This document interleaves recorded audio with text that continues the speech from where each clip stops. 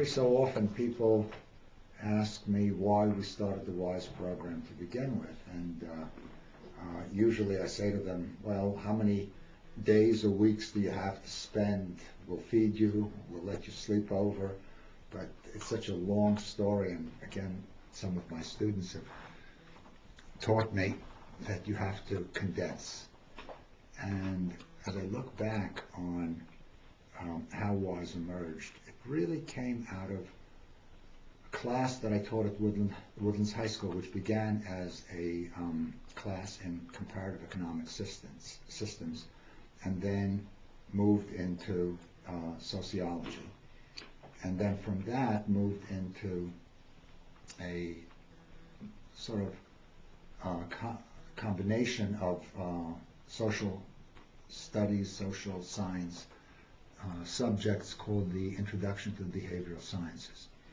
And what was wonderful about that class was not only that the kids, for the first time in high school, got a look at social science, not social studies, not history, but social science, looking at human behavior from a scientific point of view, and at least having some gross modicum of ability to predict some aspects of human behavior.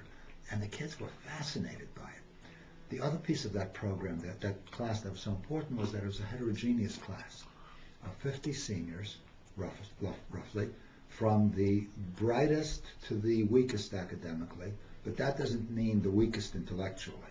There's a range of achievement in the same class, and two teachers, Herb Kamitz and myself. So the only way we could teach that class, we couldn't teach to the bottom. We couldn't teach to the top, although some people try to do that in a heterogeneous setting, and we couldn't teach to the middle because you lose everybody else. We taught in a way which was actually a conversation.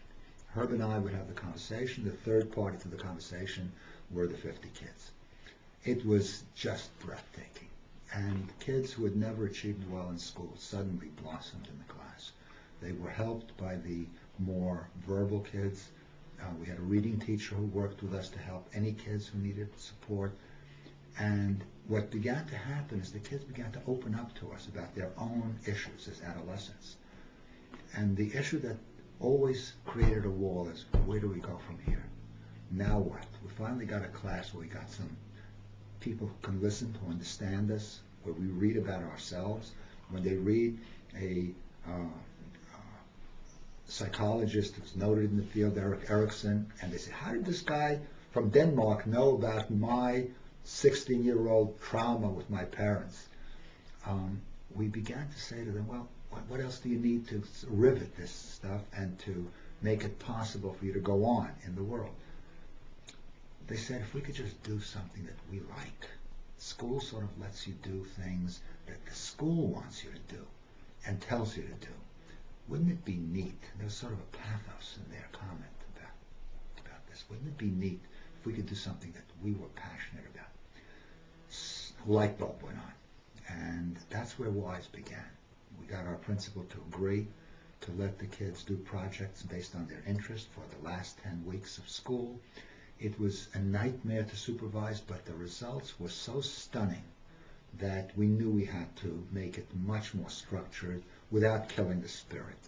And out of that experiment in 1971 and 72 came the full-blown WISE program with a task force of community members, teachers, and students to run it, with a passion-driven project, with a mentor selected by the student, not appointed, with a journal to document the student's journey through his project, a presentation to demonstrate mastery and knowledge and adulthood, and a final assessment by a committee of peers, teachers, and community members to see how well they've done.